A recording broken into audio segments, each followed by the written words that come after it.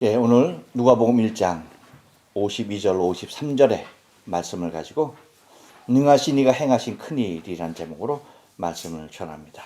우리 다 같이 한번 인사할게요. 옆 사람과 앞뒤 사람과 사랑하는 가족들과 함께 인사했을 때 지난 한 주간 동안 평안하십니까? 인사합니다. 지난 한 주간 동안 평안하십니까? 평안하십니까? 평안하십니까? 네, 오늘 추수감사 주일로 지켜지게 됩니다. 추수감사절을 지나면서 우리의 전반적인 모든 삶을 축복하신 우리 하나님께 먼저 감사와 영광을 올려드립니다. 우리 하나님께 영광의 박수 올립니다. 감사합니다.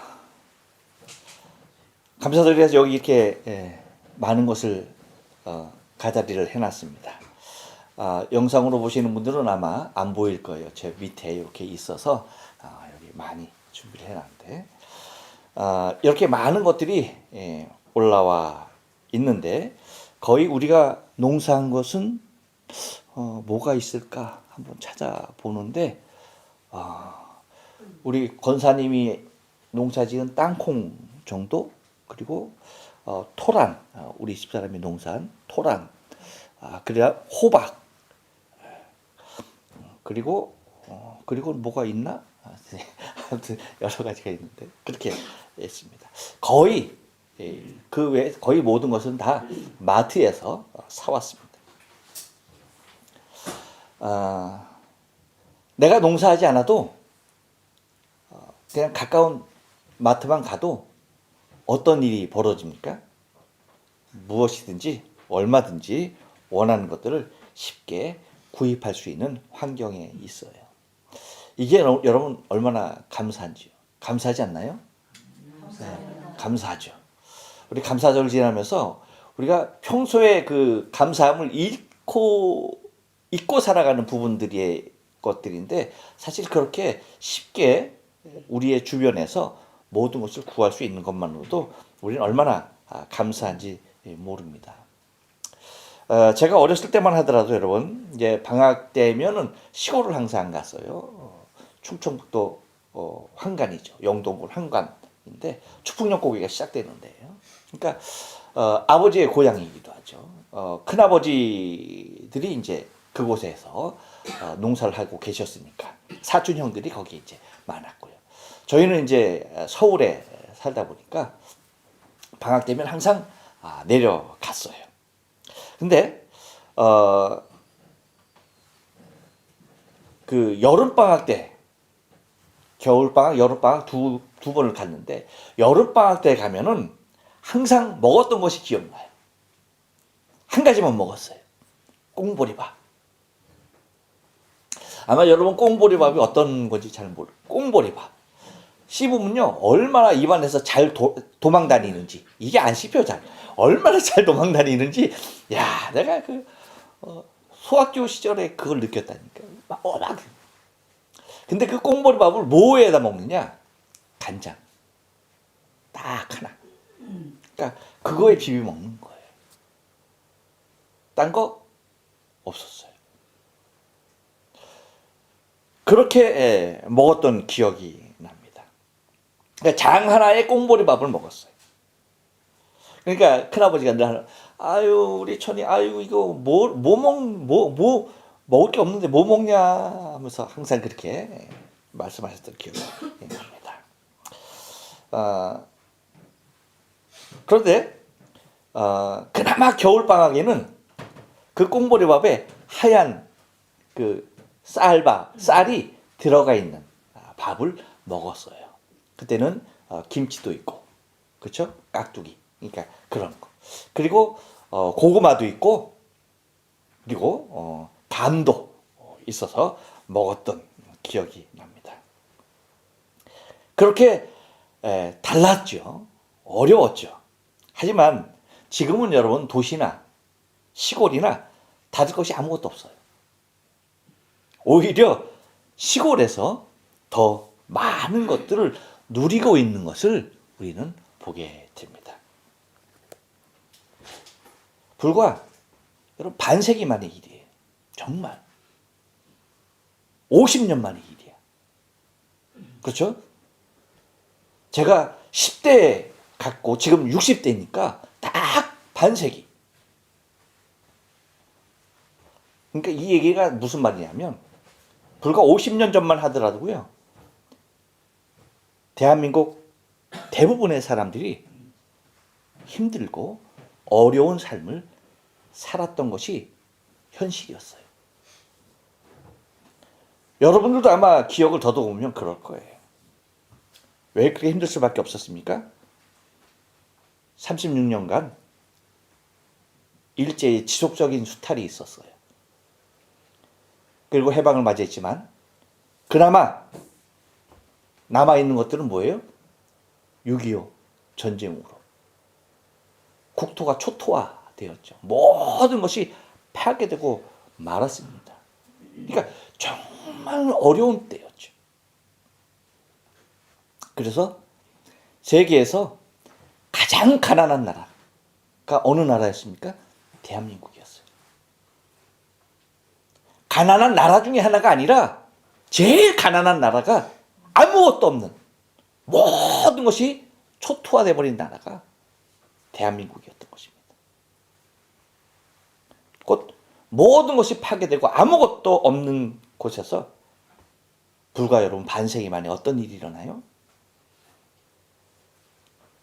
최첨단 기술과 과학 그것뿐인가요? 그리고 세계를 압도하는 문화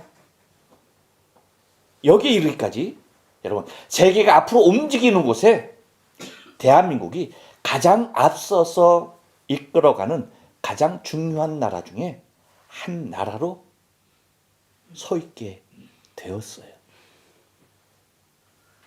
세계에서 유일한 일이죠. 유일한 나라입니다. 그런 나라가 대한민국 외에는 없어요. 이것은 우리 한민족의 근면, 성실, 노력과 도전 이 모든 것에 게을리한 것이 없는 것이 사실입니다. 하지만 여러분 이것이 우리의 성실과 노력만으로 과연 가능한 일이었을까? 여러분 절대 그렇지 않다는 거예요. 만물의 주제이신 하나님의 축복이 아니고서는 이 짧은 50년의 세월을 통해서 반세기의 세월을 통해서 이렇게 일어날 수 있는 길을 설명할 방법과 설명한 모습이 절대 있을 수가 없다는 거예요. 곧 하나님이 하신 일일 수밖에 없다는 거죠. 우리에게 선교사를 보내셨고 그 선교사를 통하여서 복음의 황무지 한반도에 복음을 전파하셨고 방방 곳곳에 교회를 세우셨고 그리고 민족 복음화를 통하여서 예배하고 기도하는 성도들이 세워지고 이제는 미국에 이어 세계로 가장 많은 선교사를 보내는 나라로 선교사들을 파송하는 나라로 세우신 이 하나님의 놀라운 능력으로만이 가능했다라고 하는 것이죠. 곧 여러분 우리나라의 발전은요 복음의 부흥과 아주 딱 맞물려 있는 것을 우리는 근대사를 통해서 확인할 수가 있어요. 추수감사절을 지나면서 능하신 하나님의 손길 그 선한 손길이 아니면 누릴 수 없는 놀라운 일들을 우리는 우리의 현실을 통해서 발견하게 된다는 거예요. 또한 오늘 본문의 말씀을 통하여서도 마리아가 고백하는 능하신 이가 행하신 일들을 보면 정말 하나님은 살아계시고 모든 것을 운행하시고 모든 것을 통치하시는 분인 것을 발견하게 되는 것입니다. 지난주에는 나에게 행하신 능하신 그 큰 일을 생각해 보았고요. 오늘은 능하신 이가 행하신 큰 일 한번 오늘 본문을 통해서 상고하길 원하는데요. 이 능하신 하나님께서 행하신 큰 일이 무엇이라고 고백하고 있습니까? 한번 따라서 합니다. 권세를 주관하십니다. 52절 말씀을 다 같이 한번 읽겠습니다. 시작. 권세 있는 자를 그 위에서 내리치셨으며 비천한 자를 높이셨고. 곧 능하신 이가 행하시는 큰 일이 무엇이냐라고 할 때 그것이 뭐라고요? 권세를 주관하시는 거예요. 하나님께서 주관하시는 것이 무엇이다? 권세. 네. 여러분, 이 땅에 수많은 왕들이 있었고 권세자들이 있었고 지금도 왕과 권세자들이 있습니다. 하지만 그 권세가 영원하지 않아요. 그 누구도 그 권세를 영원히 누리는 자는 없다는 거예요. 반면에 또한 여러분, 권세를 갖지 못할 것 같았던 자들이 다시 권세를 잡는 것도 우리는 발견하게 된다는 거예요. 우리는 불과 지난주에 봤잖아요. 여러분, 트럼프가 47대 대통령으로 당선이 되었죠. 근데 트럼프가 됐던 해리스가 됐던 간에 어떤 일이었었어요? 둘 다 최초로 일어나는 일들의 역사에 초점이 맞춰졌죠. 해리스는 여성, 그 다음에 트럼프는 어떤 일이었어요? 트럼프가 두 번째 대선 때 고배를 마셨죠. 대통령이 안 됐어요. 바이든이 됐죠. 근데 여러분, 미국의 역사에서 두 번째 대선에 나서서 낙선된 자가 다시 재선되는 일은 몇 년 동안 없었는지 아십니까? 미국 역사상 몇 년? 130년. 130년. 별로 안 놀랐는데 여러분들 한 200년 사시니까 130년 아무것도 아니라고 생각을 하시는 것 같아요. 여러분, 130년이 그냥 세월이 아니에요. 4년마다 한 번씩 대선을 치르니까, 미국 선거가 대선이 그렇게 이루어지니까 여러분 한번 보세요. 그러면 몇 번 만에 일어나는 일이었어요? 33번. 제가 나누기 해봤어. 130 나누기 4 하니까 33번이 나오더라고. 33번의 대통령, 그 많은 대통령들이 바뀌는 가운데 트럼프가 그 놀라운 주인공이 됐다는 겁니다. 그러니까 권세를 갖지 못했던 같던 자도 누가 세우는 거예요? 하나님이 세우신. 곧 높이는 자도 하나님이시고 낮추시는 자도 오직 하나님이십니다.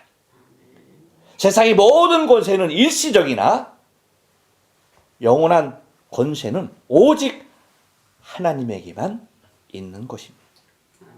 곧 하나님은 인간의 삶에 직접적인 영향을 끼칠 권세자들을 주관하시는 분이 하나님이시라는 거예요. 반면 여러분, 아무리 비천한 자라 할지라도 하나님이 높이시면 높아지는 것입니다.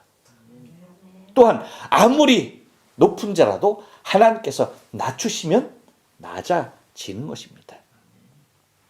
사실 여러분, 이 모습 속에서 가장 적절한 비유가 아까 서두에 말씀드린 우리 대한민국이 아마 적절할 것 같아요.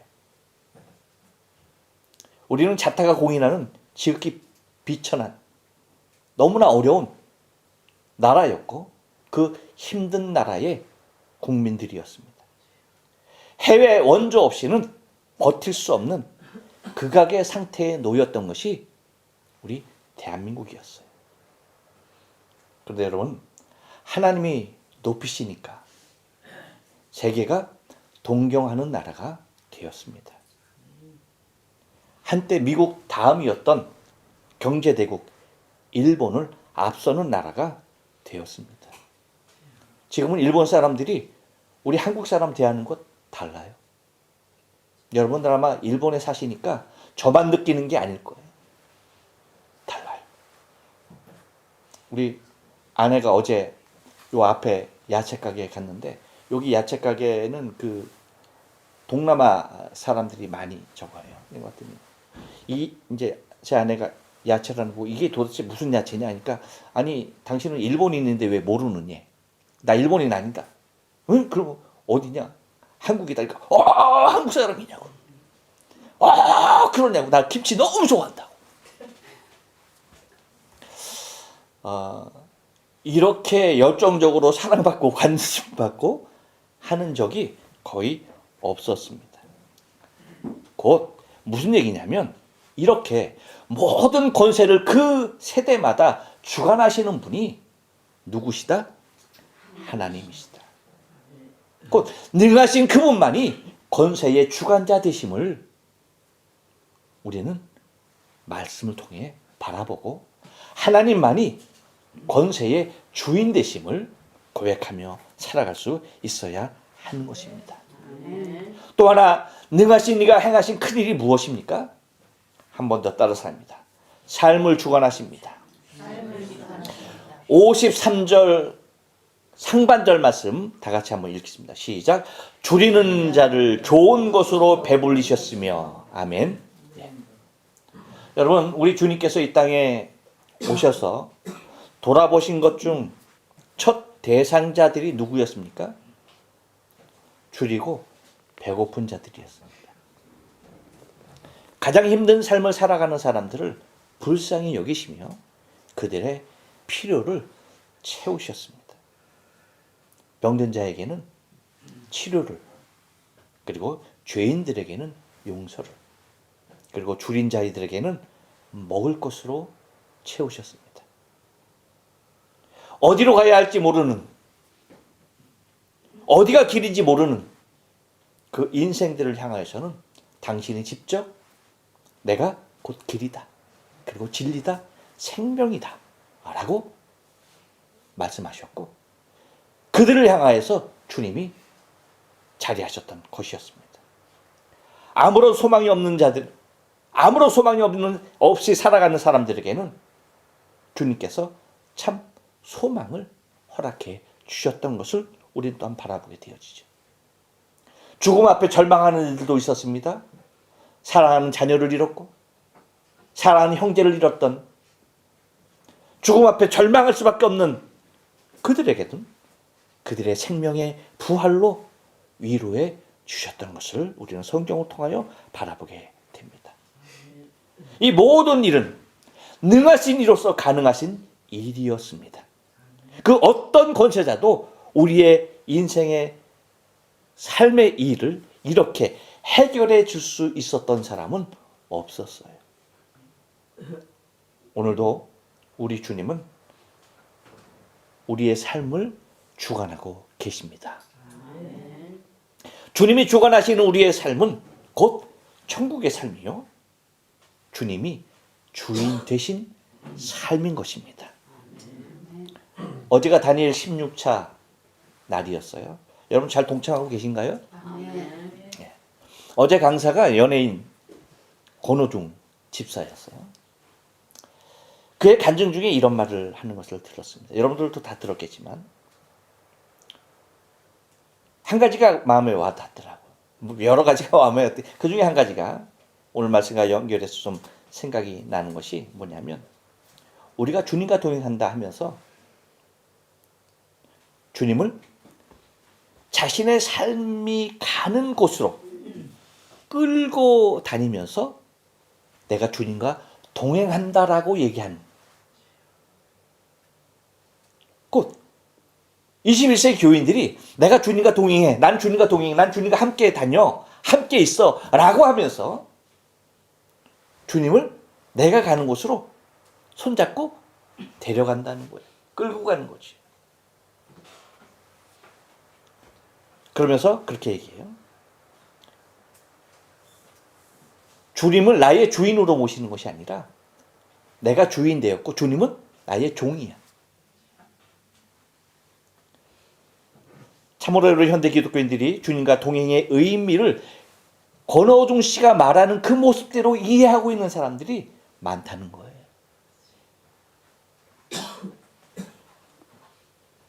그래서 삶의 주관자가 나이고 주님은 나의 종으로 전락하는 모습으로 살아가는 것입니다.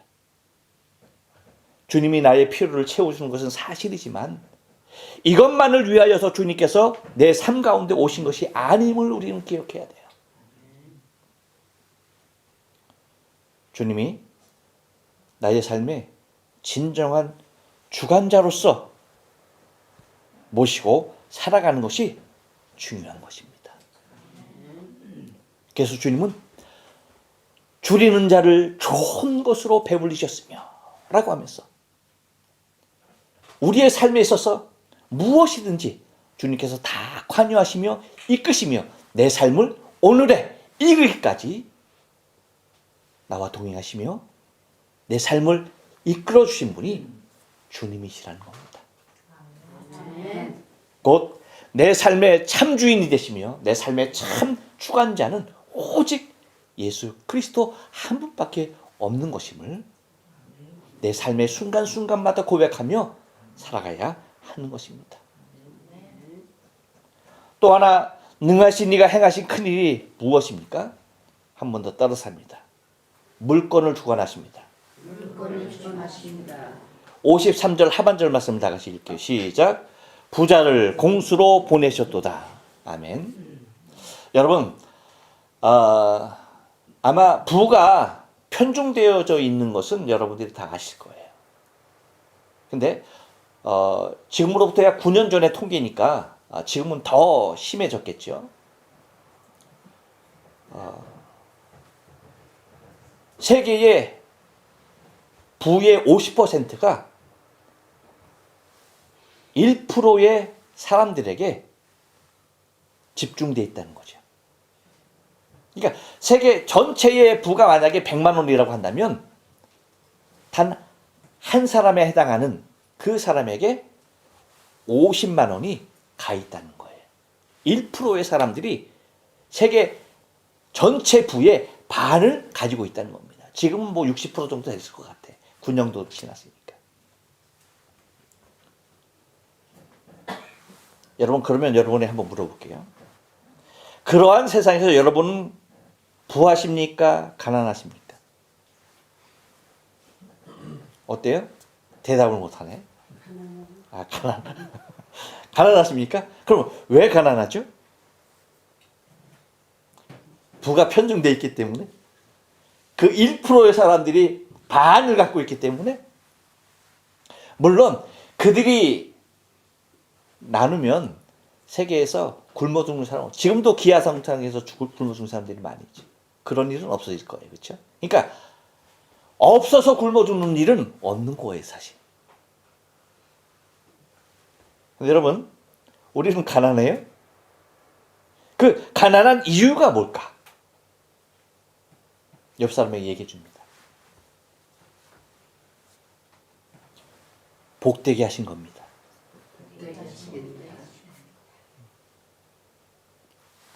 뭐되게 하셨다고요? 복되게 하셨습니다.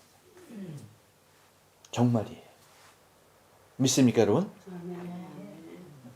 복되게 하셨기 때문에 가난한 거예요. 왜냐하면 여러분, 부가 복이 아니에요. 그럼 뭐가 복일까요? 부가 복이 아니면 무엇이 복이야? 옆 사람에게 얘기해 줍니다. 나눔입니다. 네. 나눔이 복이에요. 부가 복일 때가 있었어요. 그래서 여러분, 지지난주에 말씀을 드렸잖아요. 복이 있도다 라는 제목으로 말씀을 드렸을 때에 복에는 여러 개념이 있다고 그랬죠. 그 중에서 부 또한 성경에서 말하고 있는 복 중에 하나였어요. 그렇죠? 그래 안 그래요? 그래요. 뭐 물질, 정신, 건강, 재능, 자녀, 권세, 영화 이런 것들이 성경에서 말하고 있는 복이에요. 복에 성경에서 그렇게 이것이 복이라고 말하고 있다라고 여러분에게 말씀을 드렸어요.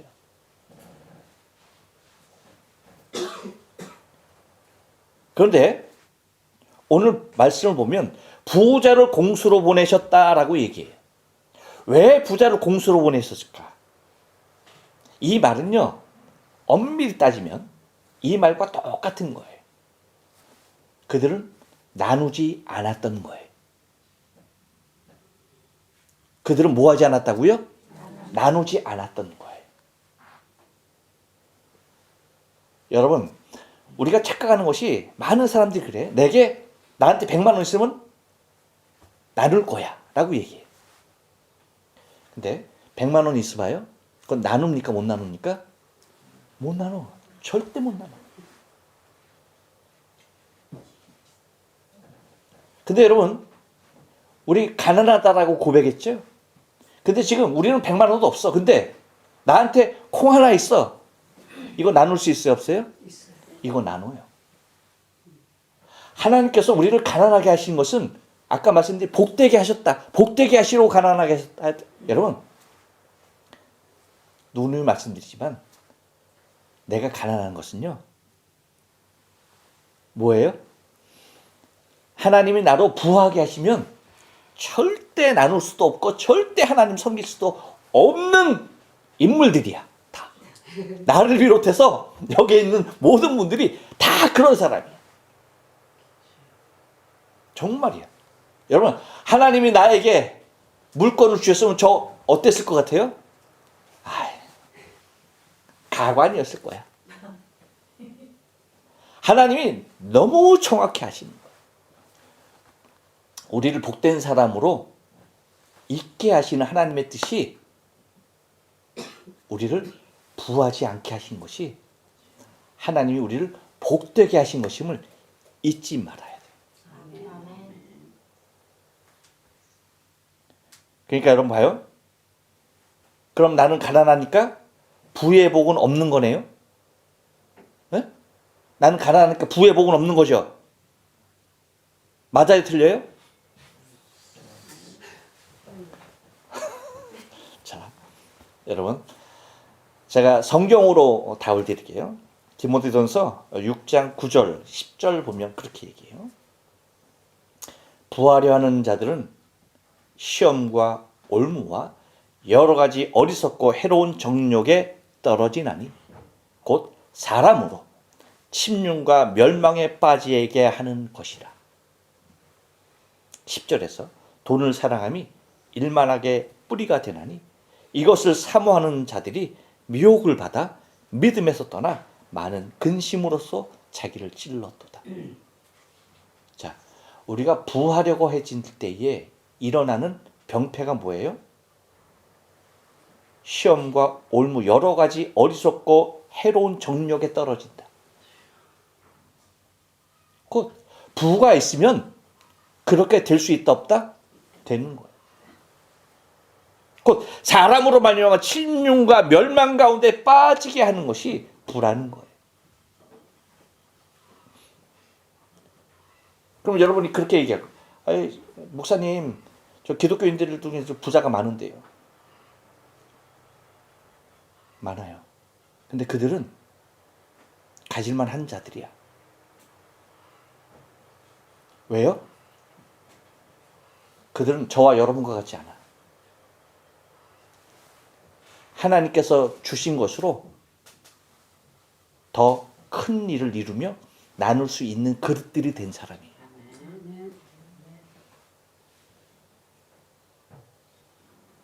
근데 저와 여러분은 없는 그 자체가 복이야, 그냥. 아셨죠? 만약에 여러분 이제 또 이제 전보 복권 시작되는데 그거에서 10억엔 1등 당첨됐다. 사요나라. 목사님 사요나라. 주님 사요나라. 교회 사요나라. 세상이여 내게 오라. 그렇게 돼. 제가 어떤 집사님 얘기 여러분에게 말씀드렸잖아. 신축구 있을 때 젊은 여집사님이야. 그 집사님이 하는 말이, 목사님 제가 로또 맞으면 반 하나님께 드릴 거예요. 아니 반이야. 전부 다 드린대. 하여튼 그랬어. 근데 꿈에서 로또가 맞은 거야. 꿈에서요? 근데 내게 와서 뭐라고 그랬는지 알아요? 뭐라고 그랬다는지 알아? 뭐라고 그랬더라 그때. 기억도 안 나네 이제. 2등 맞았다고 그러나? 하여튼 안 맞았다고 그러나? 하여튼 그렇게 얘기했다고 나한테 얘기하는 거예요. 여러분, 꿈에서 맞은 것도, 그 꿈에서도 뭐예요? 꿈에서도 도망가는데 현실은 어떨까? 야, 정말 한번 누가 한번 대봐. 보고 싶다. 여러분, 부가 봉의 상징이었던 때가 있었어요. 이것 때문에 많은 교회에서 많은 성도들에게 복 받으라고 지금도 얘기합니다. 하지만 여러분, 이것은 언제 끝났다? 구약시대로 끝난 거야. 잘 알아야 돼. 지금은 더 이상 부가 축복의 상징일 수 없다는 말입니다. 분명히 말씀드리면.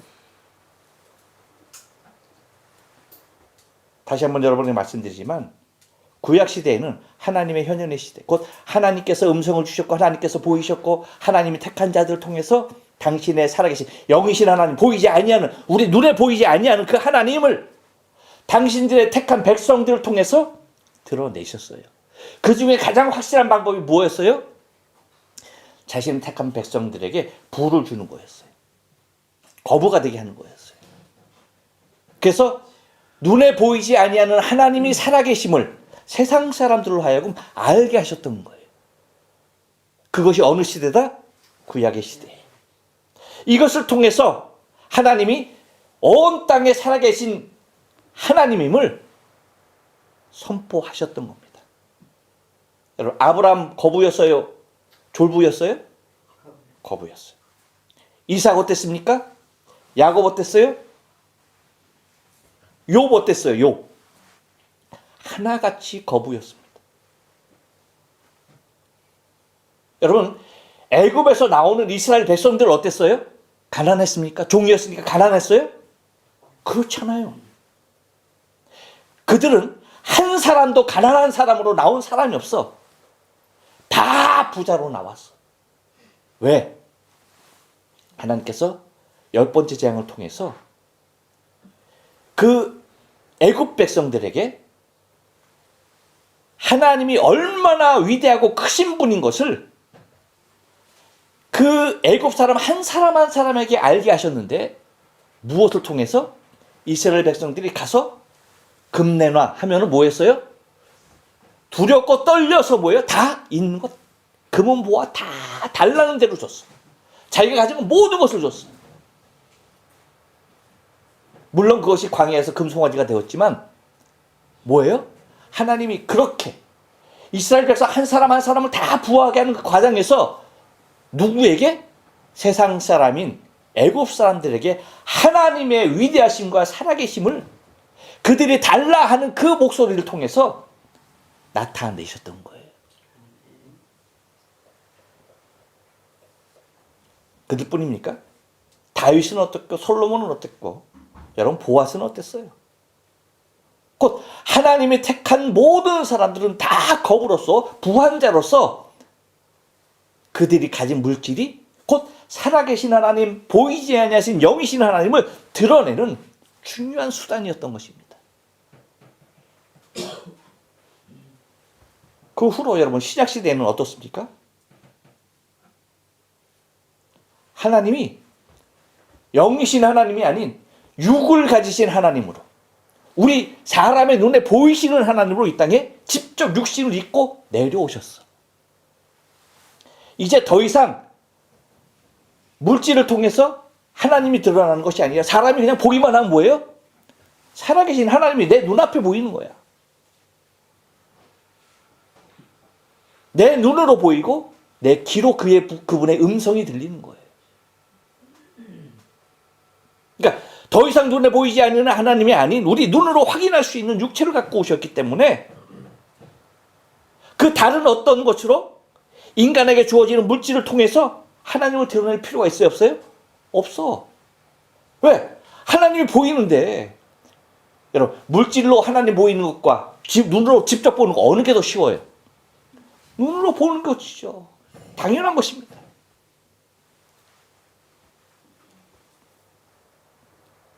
그렇기 때문에 하나님께서 그런 모습으로 오셨기 때문에 이제는 뭐예요? 그분이 하나님이에요. 눈에 보이시는 예수님이 하나님이야.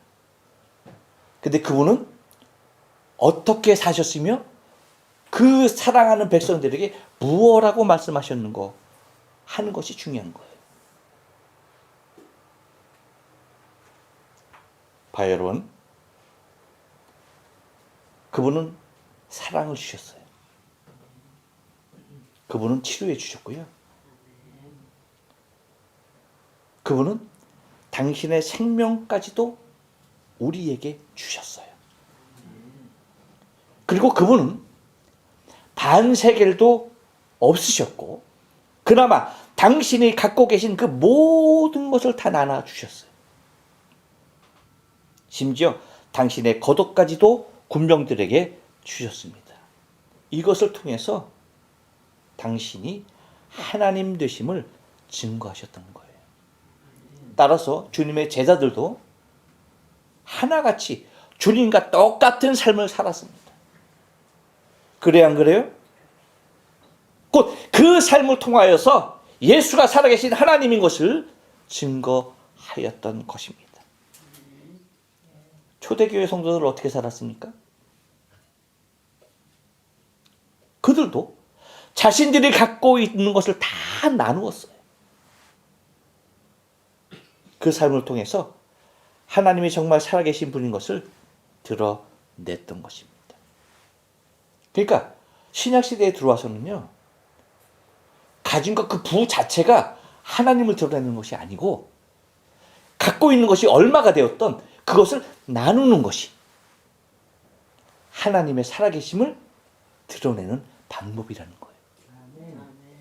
그러니까 더 이상 부가 복이 아니라 나눔이 복이라는 거예요.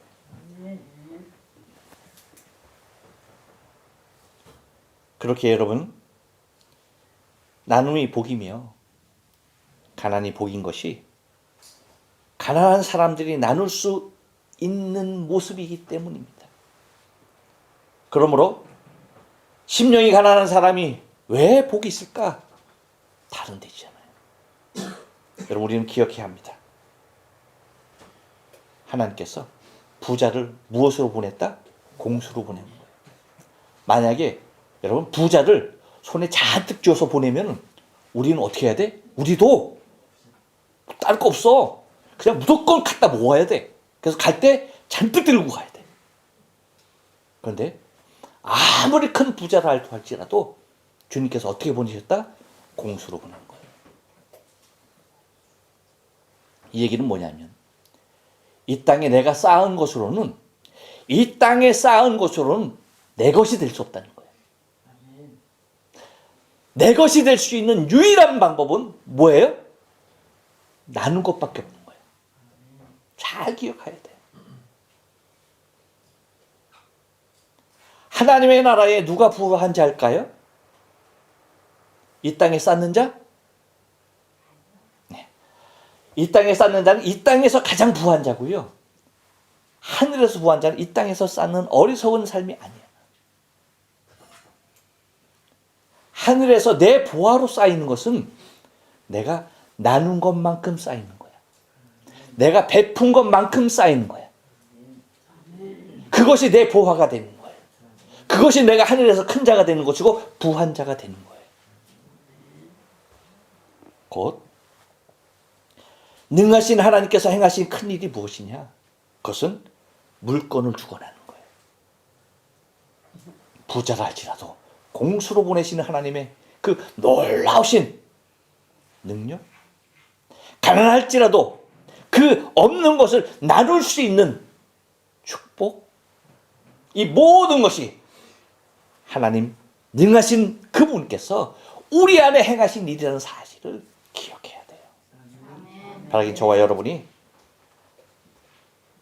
능하신 이가 행하신 큰 일이 오늘 본문을 통해서 바라보건대 권세를 주관하신 분이고 삶을 주관하신 분이고 물건을 주관하신 분임을 믿고 오직 그분께서 내가 행하신 놀라운 일들을 찬양하며 나갈 수 있는 아름다운 신앙의 삶 되어지기를 주님의 이름으로 축복합니다.